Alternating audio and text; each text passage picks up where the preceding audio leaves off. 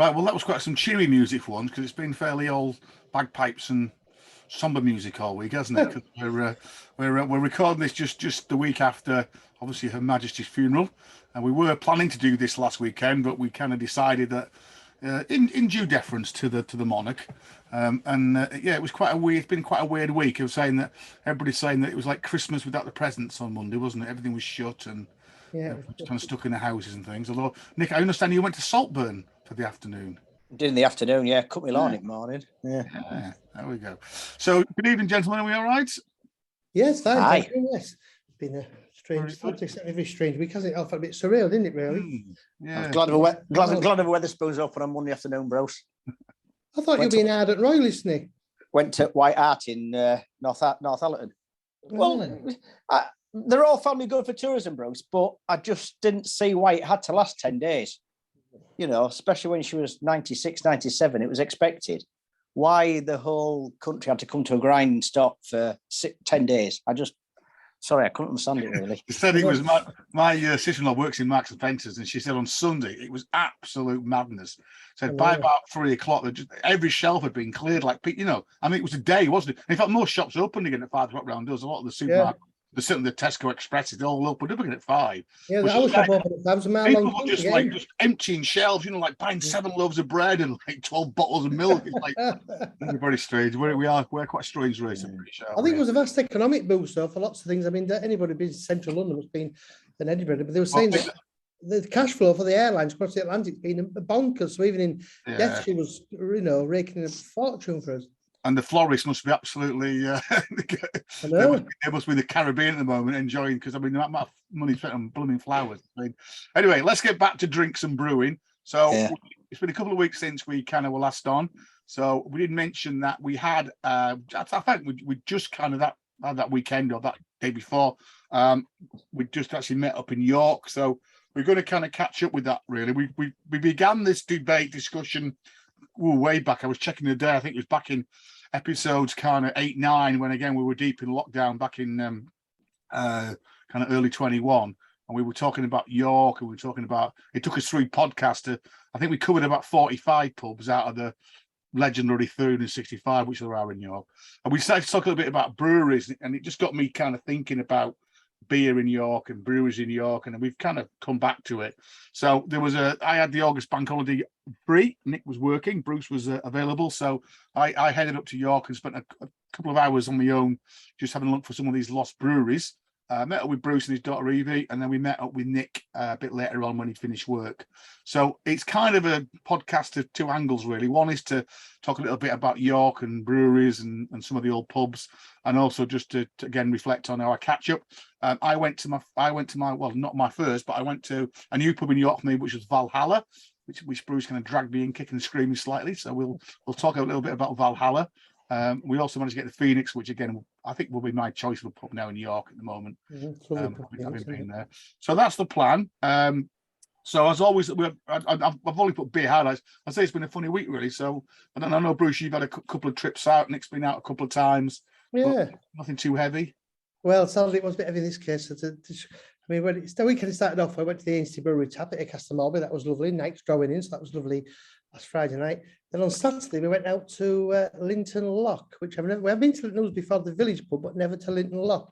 It's quite a proper, it goes between York and Ripon. If you have to a narrow boat going between York and Ripon, you'd have to go by Linton Lock. And the old boatkeeper's house is now a sort of cafe cum pub with a few locals in. Look, really good home cooked food and very inexpensive by these standards.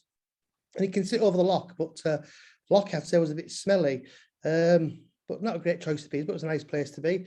And afterwards, we went to the Darnay Arms at Newton-on-Ouse, where I've not been for many years. That rings a bell. That's been sort of gentrified, but very, very nice. I think on a dark night with the fires roaring, it'd been fab. In fact, she said she lit the fires for the first time the night before. And I know when me and Mike were out talking about, we had a rather wonderful pint of landlord in the Phoenix, and we were saying, this is the best pint of landlord I've had in years. And actually, I had one at the Fox Stockton Forester a couple of months ago that was great. And then the pint at Newton-on-Ouse on Saturday was absolutely superb. And it seems to be a emerging trend now that it seems to be getting a lot better. We've all talked about disappointed for the last couple of years, but it certainly seems to be turned into something like the landlord of old, really. Did you have a little pump clips to say they've been awarded that cast mark or all the and it was great. So fingers crossed, and we will have to get that new Tales on the Green pub at Keighley as well. Yeah, that'll be quite interesting. So that was Saturday. Then on Sunday, unfortunately, it was a bit of a black day in this household in terms of the damaging repercussions too much beer can do. But Sunday 1830. Yes, it's yes. Well, I'll leave that there then. And I know Nick, you've been a trip a couple of Wetherspoons and up to your normal old Malton. Royal Oak. Yeah, I had a lovely pint of weekend. Just had a quick walk up to Royal Oak. I had bootleggers on from Hamilton. That was cracking. It was a fruity IPA, lovely. So dropped in a Wetherspoons in Northallerton. Saltaire Blonde on in there. I can't remember what else they had on in there, but that was okay. Steady on. And then last night, Steve had, they were all very much the same, actually. He had Puck, which is Half Moon York. And he had Black Sheep are doing quite a few different ones for the 30th anniversary. So they had a couple of those on, but they were all very much more of a pale last night and a bitter. Bitter pale, which I tend to like them a bit sweet, a bit fruitier. But tonight I'm on Meantime London IPA, which it wouldn't have been my normal choice, but last time Jackie went out to London, she had a bit of a train delay, and they're either moving the Marks and Spencers or the Waitrose on King's Cross. So instead of shifting all the stock across, they were basically selling it off. So she got me a couple of bottles. She got me a bottle of Atlantic Sharps Atlantic Ale, and I think she paid 65 pence for that, and she's paid 75 pence for this. Meantime, she said, "Oh well, I thought I'd get you a couple of like normal strength ones." I said, "Well, this is 7.5%." So first time I've tried it. You certainly don't want 1 pints of it. It is quite complex and it's quite thick, but for 75 pence, can't go wrong really. Now they're owned by Assai, aren't they? The same as Fuller's now, because I think they were the first one they bought out. Meantime, so, I didn't know that. Yeah, well, I'm on something new as well. So it was my birthday, was it last week? So I've had quite a lot of beer. So sister-in-law and brother-in-law bought me a pack of some very nice Tenby beers, but they've also chucked in a Vocation, a limited edition honeycomb chocolate stout, which is probably not what I'd normally kind of go for. But it is drawing in tonight. It's going to be cold apparently this weekend. We lit our fire, I think, a couple of days ago. So I'm going to be trying that. Landlord Bruce. We were in this week. We went to Nantwich for a day. Was it last weekend? Weekend before? And again, found a cracking. Well, it's not. I didn't find it. It's been there forever. But the Crown Inn, which is like a really old coaching inn, red, black and white timbered, 16th century. And in fact, they had 3 cracking beers on. So I had that. But then we went for a meal in a vintage inn, and they had Landlord on. And I've got to say, it wasn't anywhere near that pint I had in the Phoenix in York. So we'll see. We'll see. What are you paying? About £5 in a vintage inn? Wasn't? I think he was actually. I mean, obviously, I got me 20% off. So with me M&B vouchers. Bit of news. Obviously, the big news again that it's slightly old now. It's been quite quiet this week because of the Queen. Is that the news came across? First of all, obviously that we'd already heard that Heineken were going to close the Caledonian Brewery up in Edinburgh, and I think we talked about that. And now Carlsberg Group announced that they're going to close Jennings up in Cumberland. In Cumbria, in Cockermouth. I know Nick, you're an advocate of Jennings, and then I don't know if you guys have picked this up, but the other big hoo-ha at the moment is Molson Coors. I've just announced that within 6 weeks they're shutting the National Brewery Centre. What a shame! They want to move their headquarters into the brewery centre.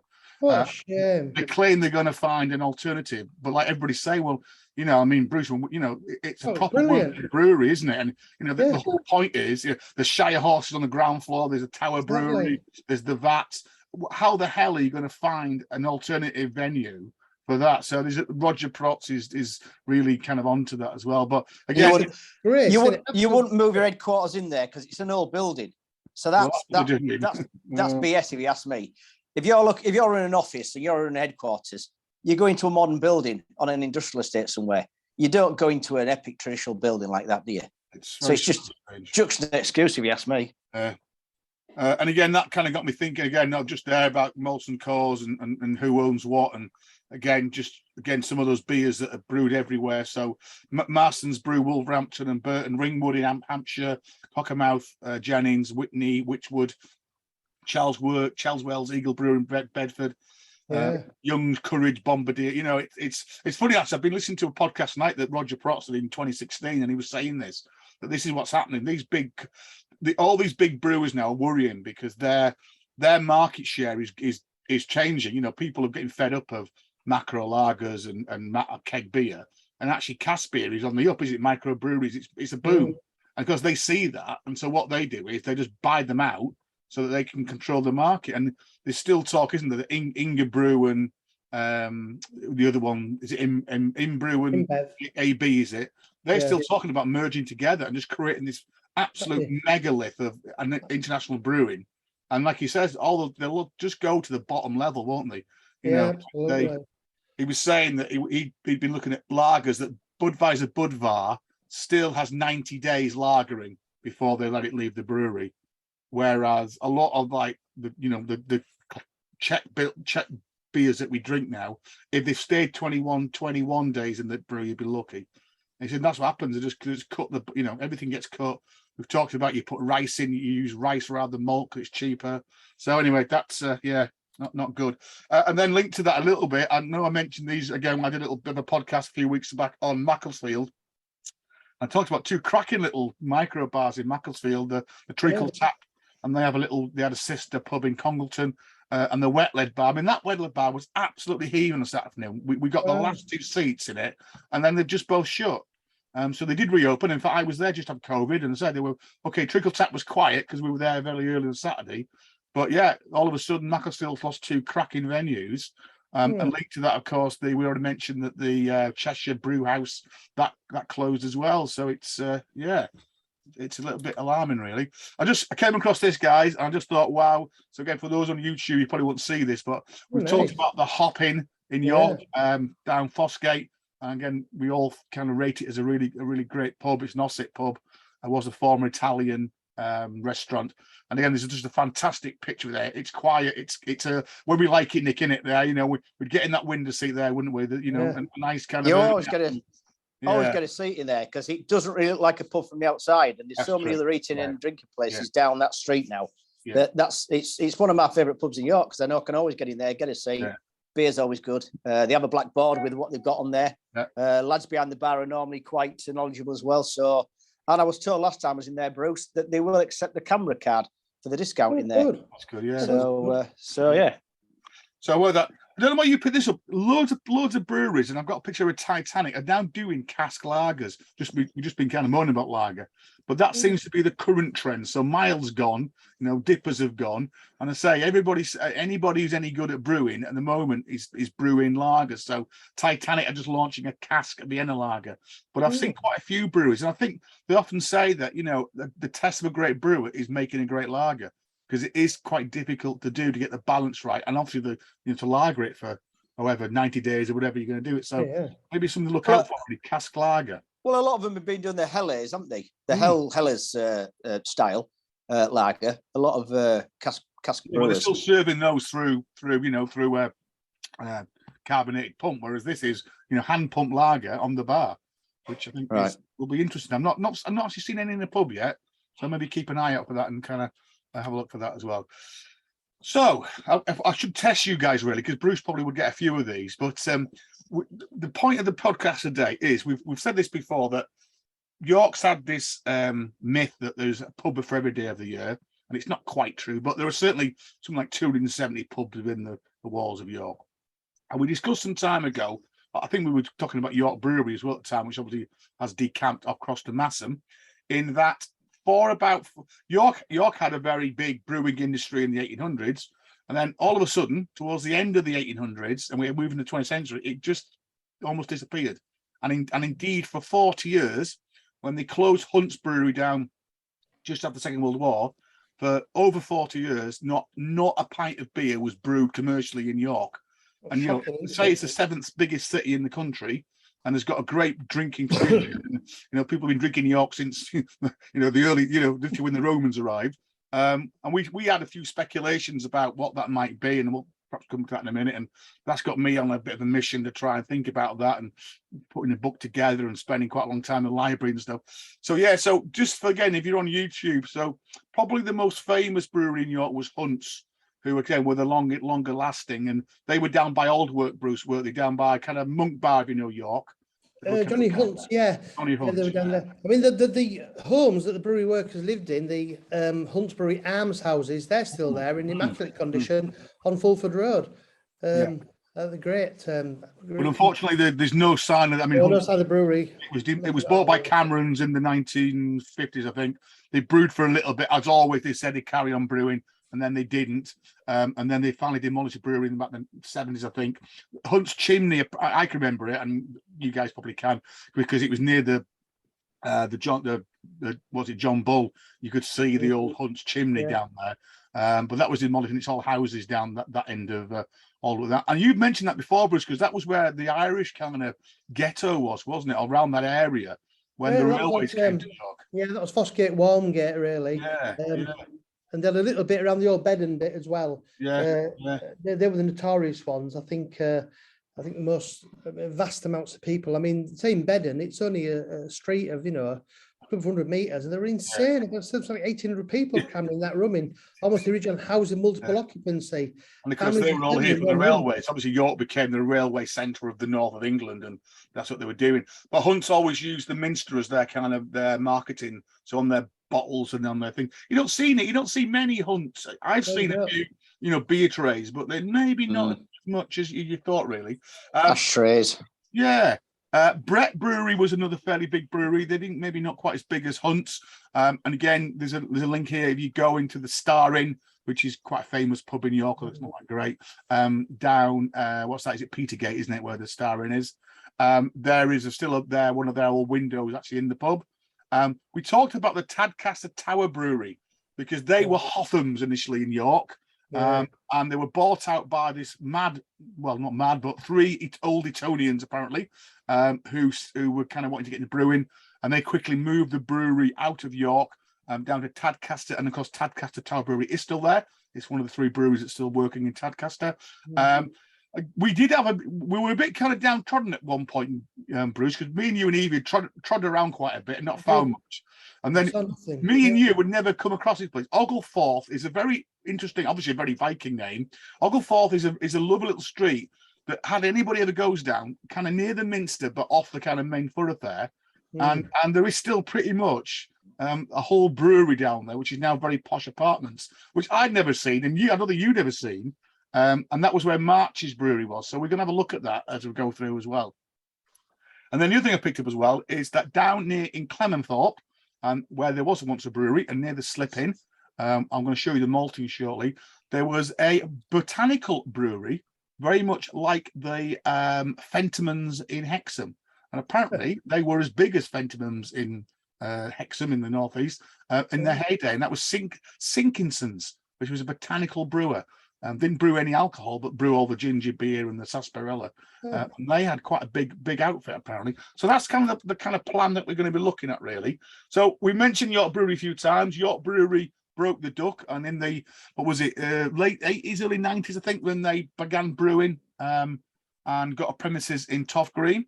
And I know, Bruce, you used to spend quite a few hours in the, was it a social club? I kind of got my head around. Anybody could join. You just had to... It was a very reasonable fee, and you got a good discount on the beer. It was really, really comfortable. Of course, the beer was fantastic as well. Yeah. Sadly, all gone now. Yeah, so they obviously did. I mean, they had a fairly good run. I think they had 20 odd, maybe 30 years of brewing in York. Yeah. Yorkshire Terrier and Centurion and what else? Guzzler. And won some awards. And again, the brewery was a great place. I think you mentioned, Bruce, they were doing loads of brewery tours kind of towards the end. And it was a really popular. 5 a day, yeah. It's close to the railway station, so it was great. Three pubs in York, one in Leeds at the peak, yeah. Yeah, I was reading that when Black Sheep bought them, so short story long, they went to administration, didn't they, in about the, whatever it was, 90s to the 2000s.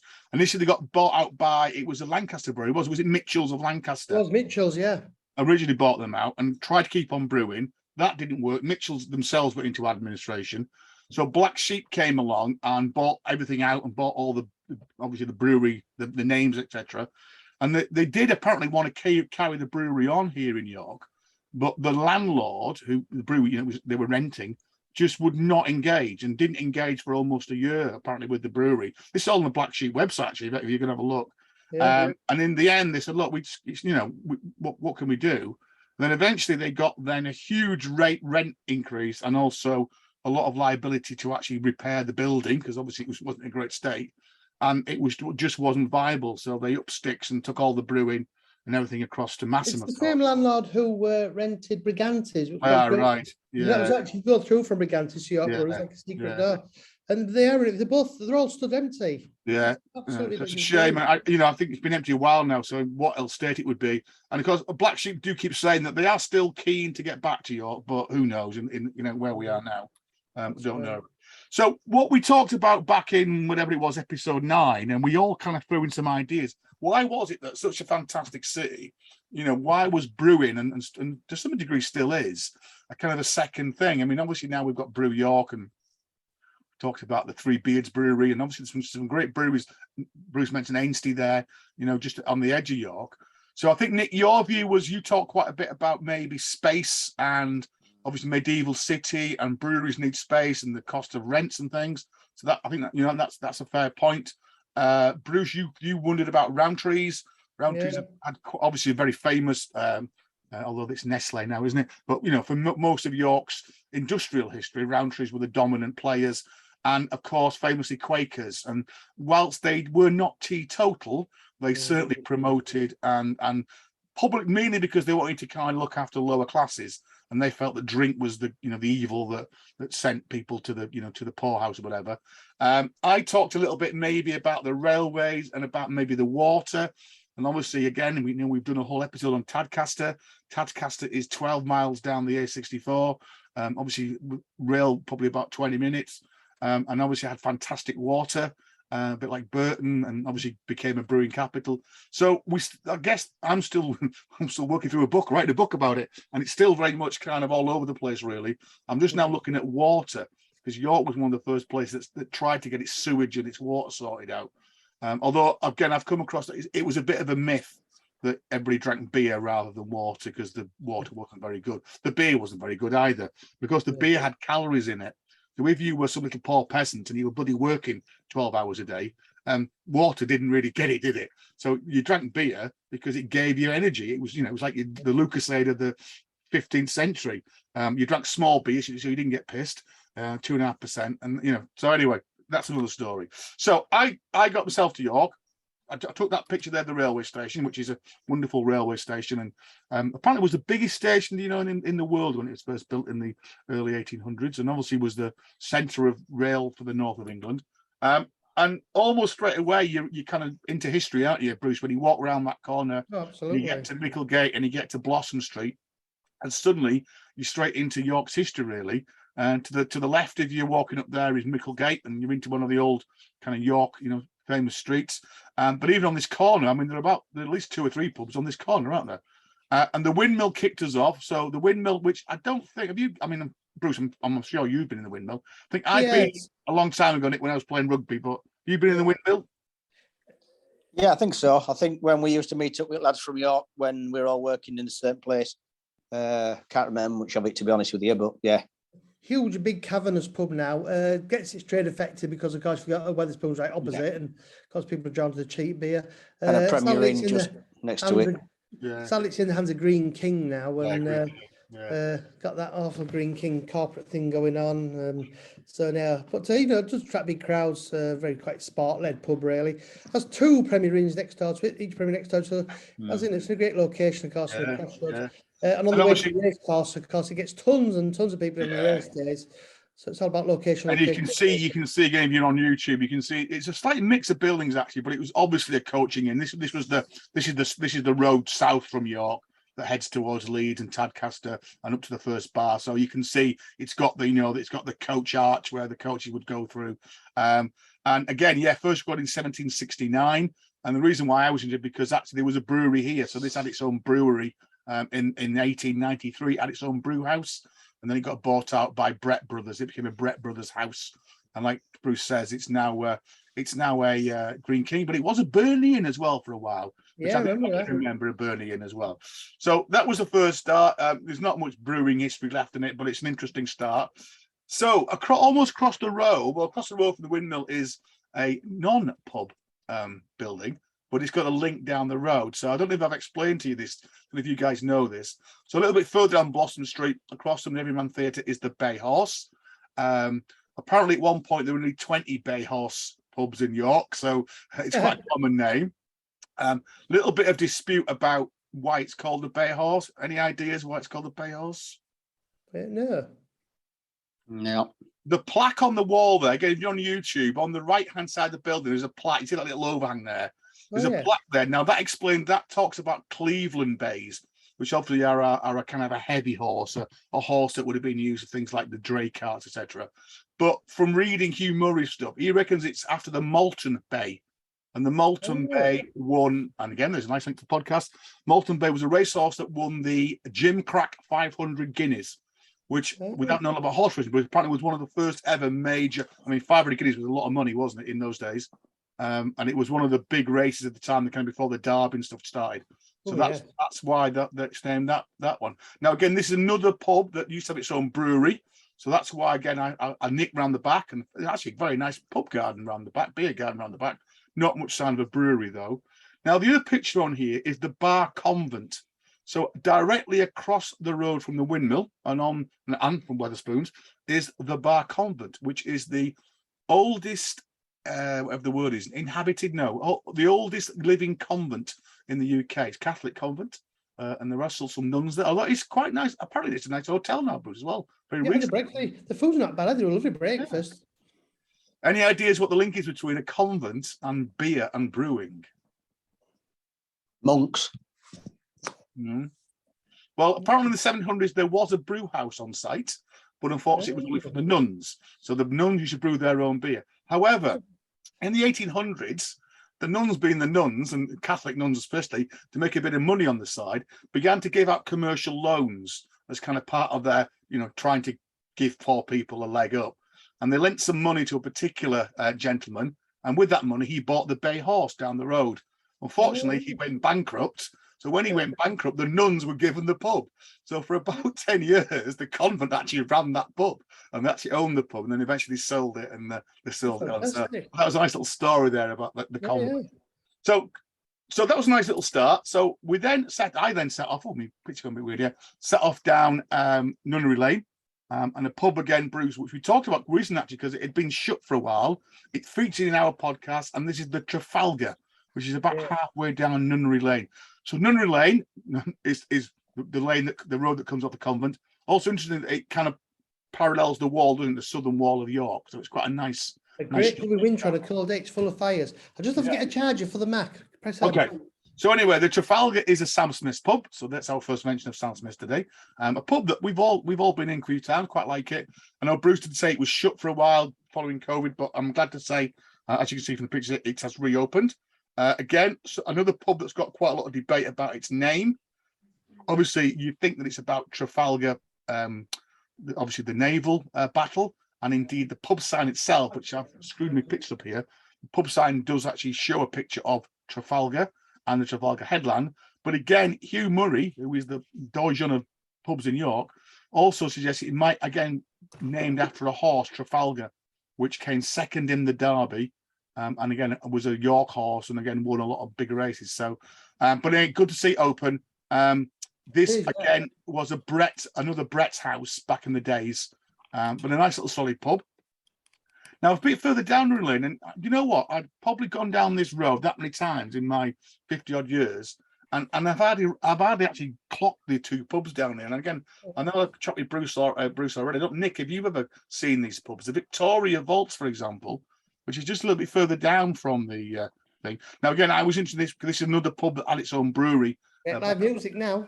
Yeah, but apparently now it's still open, Bruce, isn't it? Still operating? Oh, it's still there. It's quite thriving. I say it's one of the last few places now where lots of places lost for live music. So it's quite pleasant inside as well. And I say, definitely. And the one that has gone, the Edward the 7th, I'll tell you a tale about that when I come back. If I'm in charge, just 1 second. So the Victoria Vaults was listed in 1857, having its own brew house. And again, it gets some quite. Bruce said it gets some quite good write-ups in What's Pub, etc. Nick, you've never been in there, have you? Not been in it. No, I know it was there. But, You know it was there. Yeah. Next door to it, and where that chimney is there. Now, again, this is another site of, and I've put the picture again for those on YouTube. There was a brewery here in the 1800s, and this was a brewery owned by somebody called Kilby. Again, it looks like modern housing and has moved it around. So it's quite interesting. You can tell from the old maps, because this is where Nunnery Lane splits into kind of a one-way system. So one road goes one way, one road goes the other, around a bit of an island as you head towards the bottom of Bishopthorpe Road. And it's on the junction that the brewery was kind of housed. So again, a quick moocher on the back of the Victoria Vaults. But again, no real sign of any brewery now. But that was the site of the Kilby Brewery, which is on Nunnery Lane. A little bit further down that road, I came across another pub which I'd never kind of come, well, hadn't really clocked with me, and that was the Old Ebor. Again, Ebor is a name linked to York. It's kind of one of the Ebor festival, obviously with the racehorses. Well, be Eboracum in it. Yeah, going back to one of the Roman name or Roman's name for York. So I would. So here's another pub again, which again, by all accounts, was a cracking pub in its day. But unfortunately now is pretty much condemned. So despite a last-minute battle by York Camera, who did actually get it listed as a community asset, unfortunately York City Council have agreed that it can be converted, or probably by the looks of it, it's already started, into apartments. So the Old Ebor, and again, it's interesting that this was a beer house back in the days. The Beer House Act in 1830 was designed to try and stop people from drinking too much gin. So what it did was it took the tax off beer, and it also meant places like the Old Ebor could be open 18 hours a day. So I'm not quite sure they really kind of sorted out drunkenness amongst the working classes, but at least they were drinking beer and not gin as well. And again, I say it's a slightly sad story in that it's now gone forever and will soon be apartments. Bruce, did you frequent the Old Ebor when it was alive? No, we did, because about 10 years ago, it was still a proper locals pub, but it was a rough pub, but a friendly pub, just not rough people, full of locals, but some of the cheapest real ale in town. It was really, really well kept as well. Yeah. So a big loss to the people down there, yeah. If you look on TripAdvisor, there's still a few still there. It's still alive on TripAdvisor, and I think I've got the report here. The Old Ebor is a hidden gem, a no-frills good pub, serving the local community with a selection of well-cooked ales. So yeah, like you said, Bruce, a locals pub, but one that was decent, good pint. So a little bit of a shame here. So as you get to the end of Nunnery Lane, you kind of get to the hip centre of York, don't you, Bruce? So you've got to have a beard here and a tank top and be on an e-bike and know what falafel actually is, not even what it looks like. So I resist the temptation of jumping in the Angels on the whatever it's called. Interesting though, this part of York, again, actually has very few pubs. I know we're going to mention a couple in a minute. But this is where Temperance particularly took, it's kind of South Bank, isn't it? They technically called this end of York, Bruce. And by all accounts, it was in the 1800s, the local clergy and the good to be were quite fierce in stopping all breweries, even beer shops opening. So there is actually a little bit of scarcity of pubs in kind of Clementhorpe, Bishopthorpe. When you get beyond Bishopthorpe Road, there into the South Bank, the bit between Bishopthorpe Road and the racecourse, and it is really popular. So next time you come on to get some bikes, and if you go the back way, you kind of see these row after rows of terraces, very narrow Street terraces that are kind of hidden from view to most people. So like you say, incredible tightly packed up population, and really, if that entire area, you've really only just got one pub, and that's the Knavesmire opposite the racecourse. I think it was 1932 before the first license was actually allowed. 1932 for the first pub open in that area, because it was like, I guess it was a bit like Saltaire, a bit like Cadbury. It was the Quakers, the business entrepreneurs with a particular faith wanting to keep the working class out of the pub, really. So quite interesting. So that side, Bruce, would have probably been Terry's workers, wouldn't it? People working Terriers. Lots somewhere, yeah. I'm going to talk about Terriers now. So what you can still find if you look closely in Clementhorpe, which is just off kind of the back of Bishopthorpe Road, is the old Clementhorpe maltings. So again, there was a brewery in Clement, mainly because this is where the ooze kind of flows around the back, and therefore it was a good place to get the beer and stuff on, the malt in as well. And yeah, you're right, Nick. The Clement Brewery down here was Terrier's first factory, Terrier's Chocolates, and this was their first factory in York. Again, mainly because it was on the river, so they could quickly send off their Terrier's All Gold, obviously around the expanding empire. So again, the brewery's completely gone now, but the maltings again are pretty much still there. And you can't. That is a malting, isn't it? You can't really look at that picture. And again, I've been turned into quite nice apartments and look very nice as well. The pubs that are in that area, which did exist, probably because again they were a bit closer to the actual the river, etc. Are the Slip Inn. So again, we've mentioned this a few times. The Slip Inn is named after the slip that was built back in the 1800s, which again helped terriers and people. And again, this is another pub that had its own brewery back in around 1840 as well. And it just saying there that actually the back of it was actually a boatyard. So the bottom of that street, as you're looking at there, is where the river is. Again, they had landlord on in here. It was one of those though. I was kind of rushing around a bit, and it sounded absolutely heaving inside. So I must admit, I didn't venture in today, which I should have done really, because it's been a while since I've been to the Slip. And if you turn around from that picture that's looking down towards the river and head back up, very soon you come across the Swan.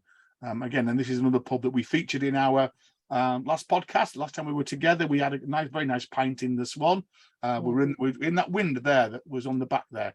And I think I've put in my little blog here that this is to me is your great Saturday afternoon pub, isn't it? When it's not too busy, you get in maybe in one of those back rooms with a paper, have a couple of nice beers. It's a cracking pub. Again, there's another pub. Again was a beer house and had its own kind of beer shop in the 1850s. And became a pub by the end of the 19th century.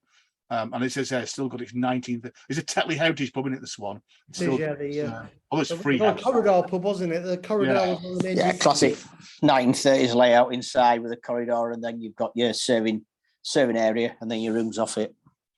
So again, unfortunately, I was in a bit of a rush, and I'd got about another half an hour to meet Bruce and Evie, so I didn't call in, which again was a shame. Again, I think as I was there's quite a few guys crossing the road to go in there. Again, that was a Sunday afternoon, so again, always a popular place. So the next place I was going to have a look at was the Frigate Brewery. So this is again going over Lendal Bridge. Is that one, Bruce? Isn't it Lendal Bridge? That end of the York? Is it? No, this is Ousbridge. No, Ousbridge. Sorry, going over Ousbridge. These are very ornate ones. And again, if you know King Stave, which was absolutely heaving on a bank holiday Sunday afternoon in August, with everybody sat out drinking their macro lagers from the couple of pubs which run down there. And this is one of the streets that kind of runs kind of down from kind of where Clifford's Tower is down to the Ouse as well. And again, this is where Frigate Brewery, which actually brought out the Clement Brewery. And again, although there's not a great deal of signage, my view, I don't know what you guys think, that looks quite breweryish to me, don't you think? With the layout of the kind of tower potentially and the double doors and things. So again, there's not a great deal of this is where it was, but looking at the maps, it's kind of in the right area. And to me, that did look quite brewery-fied. Yeah, well, I think that arch over that gateway, that's been added, or the height has been reduced. I would think that would be even taller there, because them concrete lintels and brickwork looks slightly newer. So Frigate, because this is where the Franciscan friary was back in the Middle Ages, and these were the water lanes, Bruce, which were again quite notorious. Yeah, cholera was quite regular down here, because again it was quite a poor housing, and of course all the other crap from the city kind of ran down these streets into the Ouse. So yeah, not a great place. Not a great place for a brewery really either. But anyway, there we go. I was saying the water lanes, the pubs were so rough. There were more people fighting than not fighting. But of course, the Stone Roses pub is one street up from this, isn't it? Which we've mentioned before. York. Yeah. So anyway, it was time for a beer. So thankfully, as we did in episode wherever it was, and there's a picture of Bruce and Nick in slightly cooler time, not August bank holiday. And again, I always forget this, but this is kind of York's hidden bar, isn't it? This bar, because you always think of York kind of the Warmgate and Monk Bar and Micklegate. But this one, Fishergate, is a little bit of an unknown, isn't it? And most tourists probably never get to see Fishergate. And yet just behind Fishergate is the fantastic Phoenix. So again, pub that we really enjoyed. And so I think, having not been in there quite a lot in kind of our younger days, and I think it's only been, I don't say recently, but I know the couple that bought it about 15 years ago, Bruce. Oh, more than about over 20. Sadly, All right. made it rise from the ashes, as it were. Sadly, he passed away 2 or 3 years ago. Yeah, His but they family made went it down. into a bit of a mecca. It is again. It's another just cracking our kind of pub, really. Yeah, absolutely. No absolutely. jukeboxes, just good chatter, good beer, pork pies. So I met Bruce in there. It was fairly quiet actually, Bruce, for a Sunday afternoon, wasn't it? Bank holiday. By their standards, yeah.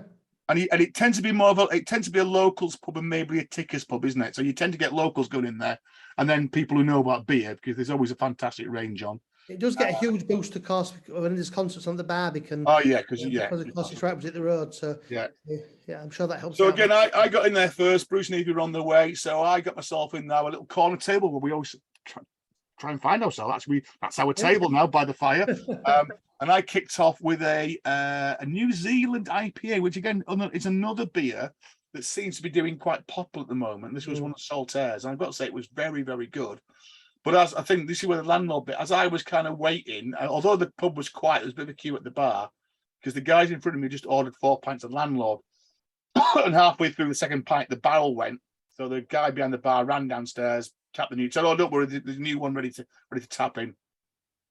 And when he started pulling the kind of first couple of landlords out of that, it just looked like beer of olden day, pure white all the way down, then settling really, really nice. So I know when Bruce came in about 10 minutes later and I downed that one because I was quite hot and bothered, I said, "Bruce, get us a landlord." And it was stunning. It was a great pint of landlord. I think, Bruce, you had the Saltaire New Zealand Pale as well, didn't you, I think? Yeah, it was. It was excellent. It was great. Because I know last time I did the New Zealand Pales was in the Labour Club in Wakefield. And I have to say the Saltaire version was a lot better than the Kirkstall Road Brewery one, wasn't it, Nick? Yeah. Saltaire, that was Taylors, I think, recommend or request their landlords or publicans leave landlord to settle for a week in the cellar. Yeah. Which seems quite a long time, But it was definitely settled. It was in stunning form, that one in the Phoenix. So again, a pub that I recommend.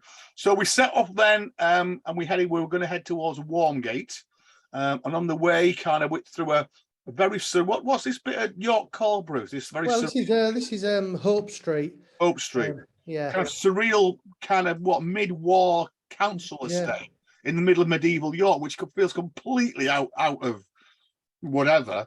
And in the middle of people in York affectionately, I have to quote, affectionately call it No Hope Street. Yeah.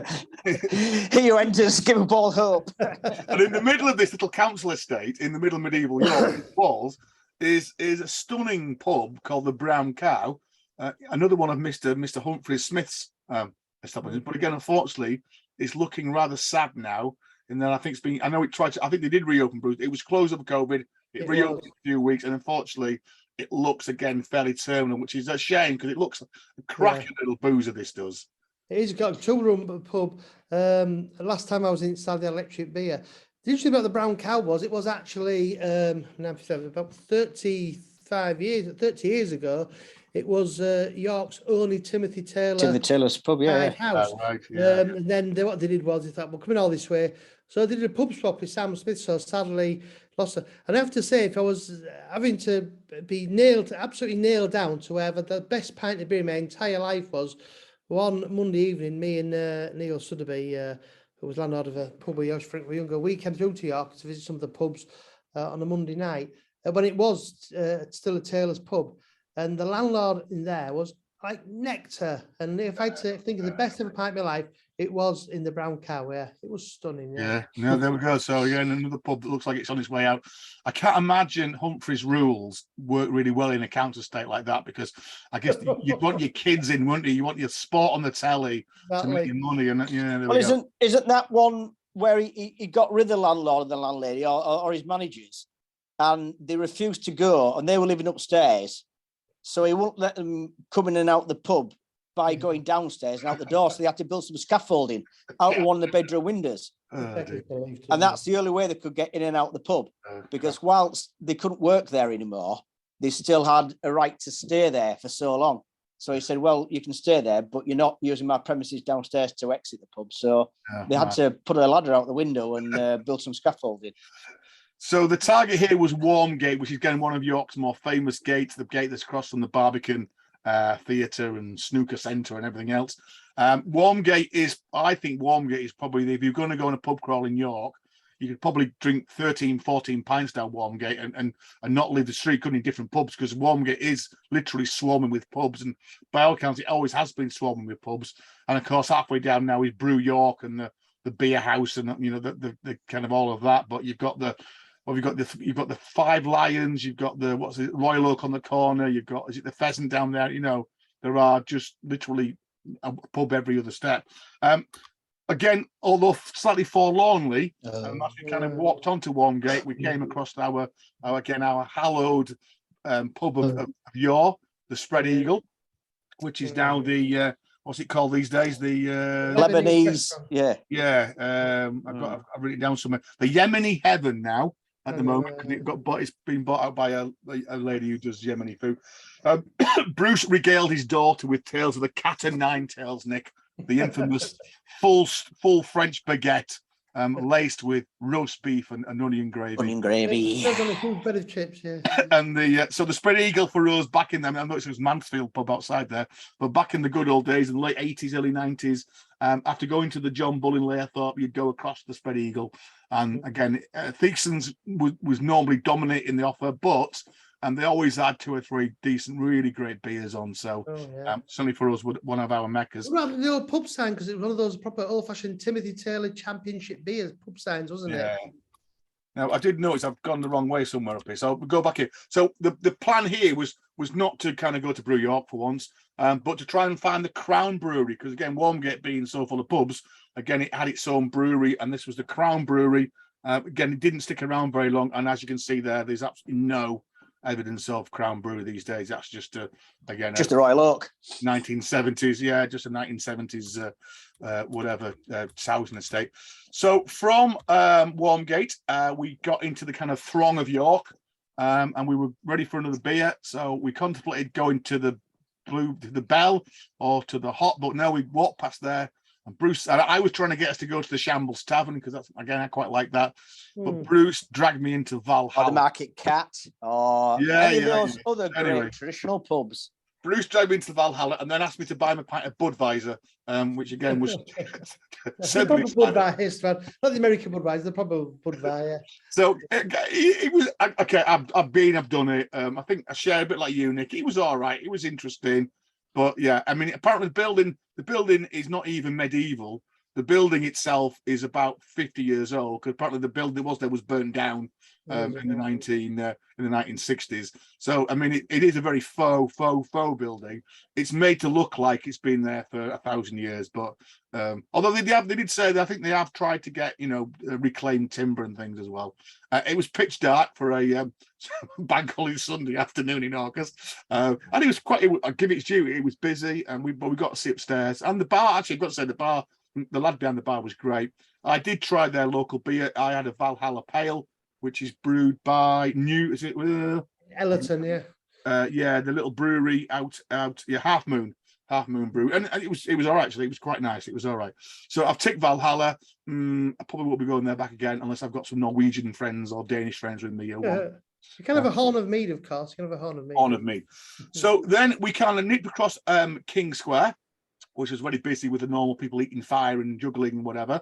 And again, we dipped down St. Andrew's Gate, which again is another really interesting York street. And if I think about York is, I'm not saying this to you, Bruce, but you could just walk around. I could walk around York and find new places. I have been down this street, but many years ago, and it's just fascinating. Again, this is a street that kind of runs parallel with Goodham Gate, Goodham Gate, doesn't it? I mean, Goodham Gate was absolutely heaving. You couldn't get a car down there, but St. Andrew's Gate was pretty empty, and it's just got a fantastic, almost York's history. You've got medieval buildings, you've got modern buildings, you've got memorial halls, fantastic. At the bottom of there is obviously the Merchant Taylors Hall, which is a whole other story about the guilds of York, and that's still very much there. We were heading towards Aldwick, where we said Johnny Hunt's had their brewery. Again, Aldwork's a fantastic street. Again, the picture there on the bottom there, some wonderful houses. Again, very spookily quiet, wasn't it, for an August bank holiday? But again, we couldn't find any signs of the pub, unfortunately, these days. It's all pretty much been gone and done under housing. And I think quite a few of those houses actually have been kind of refurbed, so they look quite nice. Apparently, there is a couple of Airbnbs down there that have got some of the brewery features or some of the maltings in there as well. So Aldwork, which again, if it's at the north end of York, we're in the Wall, but we're near Monk's Bar now. And this was where J.J. Hunt's brewery was, which as we said before, was probably York's biggest brewery. And apparently across the road, the Ebor was apparently the cheapest beer in York, because literally they rolled the barrel across the road from the brewery into the old Ebor, another Ebor, and the beer was stupidly cheap by all accounts. So that was a good place to go and drink. It was a really delicious part. I mean, obviously, I have a friend he's 90 on Monday, and he used to drink Hunt's beer regularly. He said it was the best beer you could get in York by a country mile. So we then walked back to Gudrun Gate, which is just where the Northern Bar or Monk Bar is, which if you've been to York, you may well know Monk Bar. Bruce and Evie got waylaid by Roberto's, which is apparently the best ice cream in York. So they joined a very long queue. It wasn't like that, Bruce, was it? You were queuing probably up past Oxfam. Half an hour, yeah. So I said, no ice cream for me. So I nipped across the road to two things, really. One was to look at a childhood memory of the Monk Bar model shop, which literally sits within the bar itself and hasn't changed in 45 years, because it's still full of Hornby trains, electric cars, and little Hornby figures, little air figures. There's trains still going around. But apparently this was a pub back in the good old days. This is another brew house, another pub that had a brewery. Again, very little sign of it now, but nice to go and have a look. So Bruce and Evie have got big ice creams. So we wander back up Gudrun Gate. Again, we passed some really good pubs on the way up there. And then again, we nipped down I nipped down Oglethorpe. I don't think you came in the end, Bruce. I think I just went there on my own. No, I mean, rather bizarrely, I mean, I often, of course, on my lunch hour, especially in summer, we often nip down Oglethorpe and on the way to Dean's Court to have our sandwiches and have a lunch. And actually never put the connection, really. It's quite astonishing, yeah. So, I mean, it gives it away because they've done some really nice stuff. So actually the gate is still on. It says the old brewery.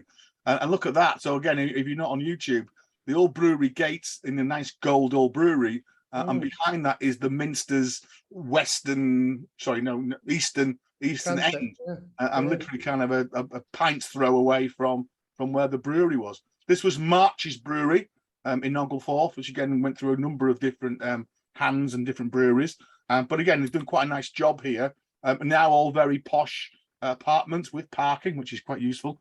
And, the Minster, if you look, I guess, out your kitchen window, you've got a fantastic view of the Minster and College Green. So, again, it looks like a very nice conversion. I think it was done back in the 80s. And, again, as you can see there, it's still pretty brewery looking, isn't it? That still looks... But, again, I've never, ever been down this road in my 56 years, and I never even knew the brewery was there. And as you can see, you can't miss it because every gate outside the thing says Old Brewery on it. So really, really nice. So that was kind of an interesting kind of delve into a little bit of York's history that you don't really get into, really. On the way back, again, we went to Next. Well, we didn't go to Next. We went to look at a plaque outside of Next, which is on Coney Street, which is York's kind of main thing. And again, I've probably walked past this sign thousands of times. Nick, do you know this sign was there? Yeah, I've probably seen it. I'm probably not taking any notes of it because it's near where the bomb church is, isn't it, on Coney Street? Next, so you're not far. Probably always associate with that. So why we're looking at Next, because outside of Next on the wall as you go into the door is a sign which says that this is the George Inn, and apparently this was the first ever named pub in York's history, the first pub you can find. In 1575, it became a pub.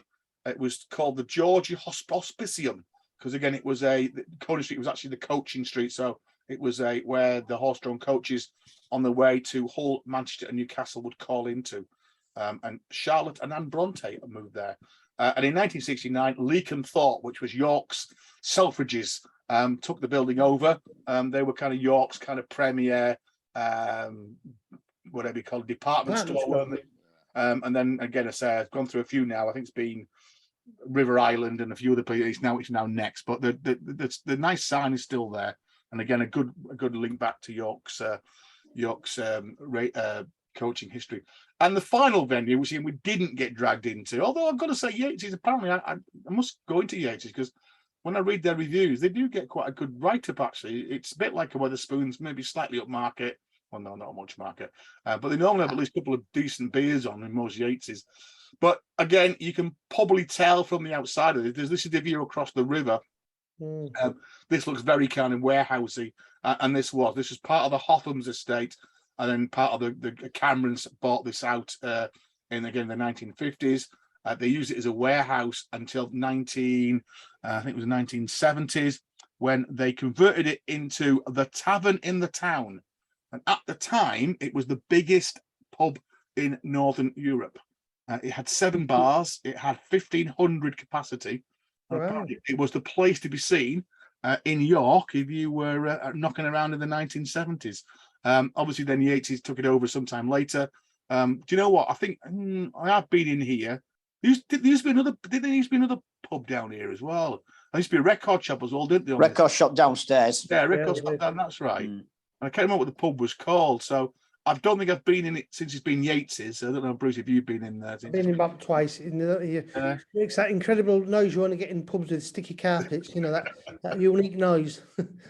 Yeah. So that was the end of the brewery bit, really. So again, there's a slightly blurred picture here. So we then kind of headed back to Bruce's neck of the woods. So we called in Bruce's local, the Crystal Palace, the pub that's not a pub, that basically is a house that's got a pub inside of it. And we called in there, and I think we mentioned the last podcast. Obviously, with Evie with us, so she's under 18, so she couldn't go in the pub, so we had to sit outside. Thankfully, it was all right, wasn't it? Yeah. Although we were sat in the middle of a Gaelic football team, which was quite interesting. Why they called into the Crystal Palace, but then it was good, and we started on Titanic Lager. But Bruce mentioned that the old brewery bitter was on fine form, and again, I'm a little, but I've got to say again, it was. We had a pint of that, and it was very, very, very nice indeed. So yeah, Crystal Palace. Interestingly, because this is quite a posh. The Holgate Road's quite a posh road, in it for your Bruce. There's lots of big. Yeah, it is. Yeah, it's. I think it's been quite a working road and got gradually gentrified. I see lots of businesses now that came here 20 years ago, motorcycle shops and all sorts of shops are gradually going in. Everything's been turned to housing now. So it is quite posh, yeah. But again, if Bridge Club's still down there, though, isn't it, Bruce? What? The Bridge Club. That always the Bridge Club, sadly, have moved. That's now an architect's office. They said it was so popular, Bridge, they had to get bigger premises, believe it or not. Is that what it really was, though? Because I could never work out. You could never see through the windows as though it was something else. Like an adult theme shop or something like that. Yeah. I thought it was just a front door. It's a Bridge Club. They own their own premises, yeah. Right. So again, the Crystal Palace being a Sam Smith's pub, it hasn't got a great deal of telling you it's a pub. And if you miss there is a sign, as you can see on the YouTube there. There is a sign of Crystal Palace, as in London Crystal Palace from the 1851 exhibition. But you could probably drive by this in a bus or a car and not even know it was a pub, because the building itself has got absolutely nothing on it that says it's a pub. And yet, when I looked at this in 1851, a guy called Alf Dickinson had a wine and spirit vaults here. So it actually started life off as a bottle shop, as a wine shop. So although it looks like a posh house, it has always been linked to alcohol, and it became a pub in 1872 by all accounts. And yes, it's named after the Hyde Park exhibition in 1851 as a Grade 2 listed building. And it was ticking over. It's never busy, is it, Bruce? No, it just ticks over all day long. And then the ultimate pub where we finally met Nick, of course, was the Fox, which we've mentioned multiple times on the podcast. This pub dates back to the 1878, but it was actually called the Cross Keys, Bruce, before it was called the Fox. I don't know if you're aware of that. I didn't know that. No. It was the Cross Keys, although this not modern building, but this building now is Grade 2 listed. It's not the original pub. It's kind of another version of what was there as well. It's been a pub on this site since 1841. In 1899, Tetley's bought this pub for £16,000. That'd be a lot of money those days, though. You've mentioned that obviously the one of the big draws was just down the road from here was the Carriage Works, which employed I think 5,000 people at its height, didn't it? Colossal. And you said it was pretty manic. Yeah, so you're right. So 16 grand in 1899. Guess how much that would be now? Oh my God. Well, £100 during war was about $4.5 grand. So, yeah. I did use a converter, 2.2 million. Yeah. Right. Now, like you say, that's phenomenal money in 1899 from settlers. But obviously they knew we've got 5,000 carriage railway workers down the road here. Yeah. Who you literally have got to walk past the pub to go home. Yeah. Then obviously it was great trade. And, and as we said before, it's still a great pub. They were having their beer festival on over the bank holiday weekend. So they put a bar up outside in the garden, the biggest beer garden in York, we've mentioned several times. And that's certainly over Coleridge Brews, I think, for yourself and Nick as well a little bit. It was one of your kind of regular haunts because you could sit outside in all weathers. I remember being there with it almost snowing and still drinking out there. So yeah, it was good. It was, that beer garden was pretty full, wasn't it, on the Sunday afternoon?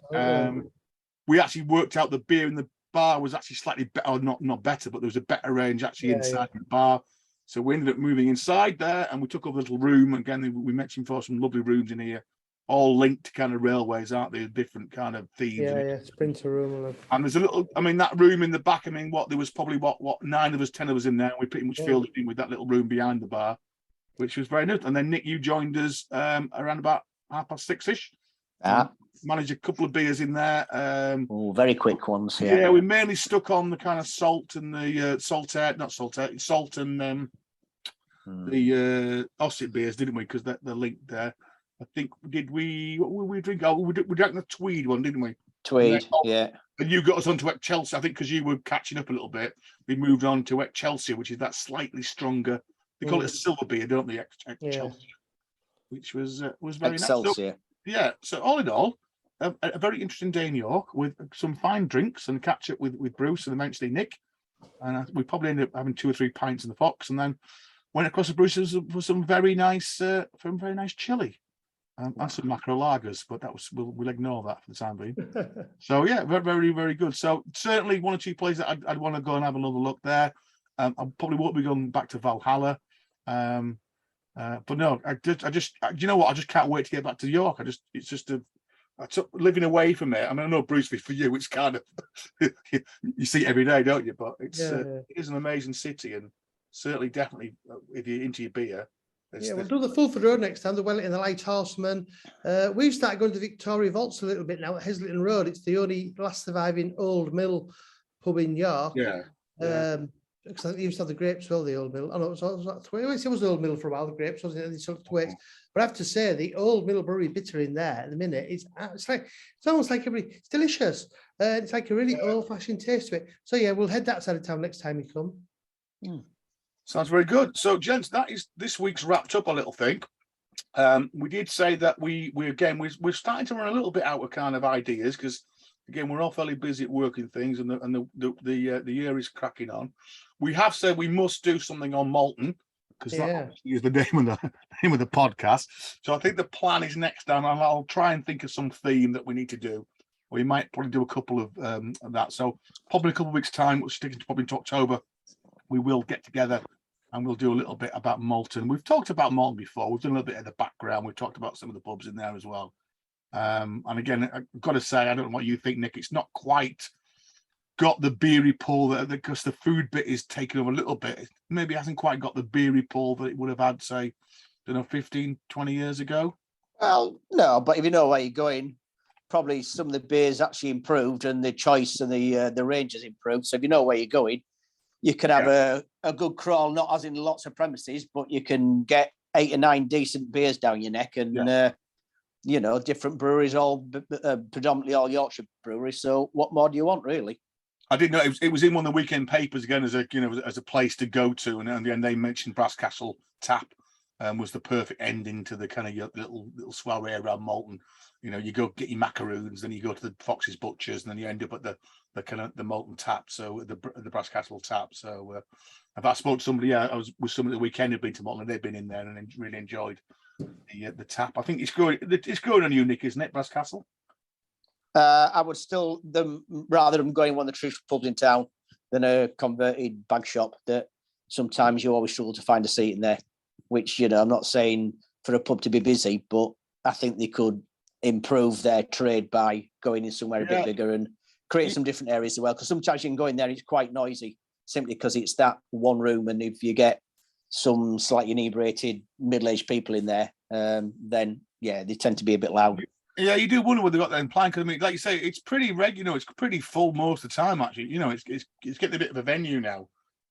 Well, you say it's like, I don't know what. Probably 50 people. There's certainly enough. There's certainly enough. No, I don't think you get 50 people in there, not comfortably. But I mean, there's certainly enough traditional pubs that are still closed in town that are crying out to be opened up again. Yeah. It's just it's a hold of Punch or Enterprise, and also obviously the estate as well. So, but I mean, the estate own the Brass Castle premises, as far as I know. Yeah. It's handed them having the brewery behind, but I mean, they've got the gate straight next door to them.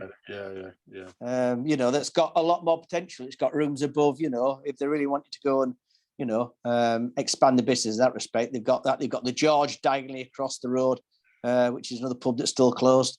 And I've always said the 3 breweries in town should take on the Golden Lion and have us a little tap. Because I mean, that spot's been closed for years and years and years. Yeah, you can't do food in there, but just as a wet pub, get your 3 local breweries in there. The bar's just about big enough to have a couple of beers from each of the breweries in there. Just to have a conglomerate. Anybody coming to town wanting to know what the 3 breweries are like, then that's the place to go to. But it just seems to be being used as a storeroom by the estate at the moment. You look through the windows, very sad, and just stacked up with outdoor furniture and stuff like that. So. You do worry with that kind of that Georgian building, how long it's kind of, how it can stand without people in it. That's great. Loved, didn't it? Yeah, which reminds me. Do you remember I've took you to Weller's, haven't I, in Newcastle? Weller's is it's a former little dress shop that's now a little micro bar, but they've also got the Wheel Brewery, and they're just now, after 8 years, they're going to go and live in Spain and enjoy their retirement. So they're flogging the bar and the pub. The brewery, if anybody's interested. They're award-winning beers. They're nice little range of beers, nice little tap room. And it's up for, I don't know how much they're asking for it. I'll have a look in the paper, but they've announced that this last couple of days that they are selling up. So they're going to stay for a year. They'll do a handover. So if anybody wants to buy a quite nice little brewery in Staffordshire and a tap room in Newcastle-under-Lyme, come and have a look.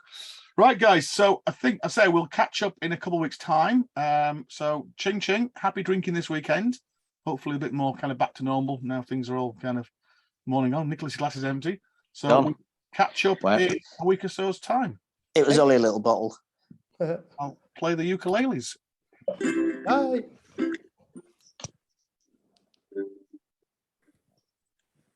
Oh, thank goodness it's broken. The track's worn out. Hiya.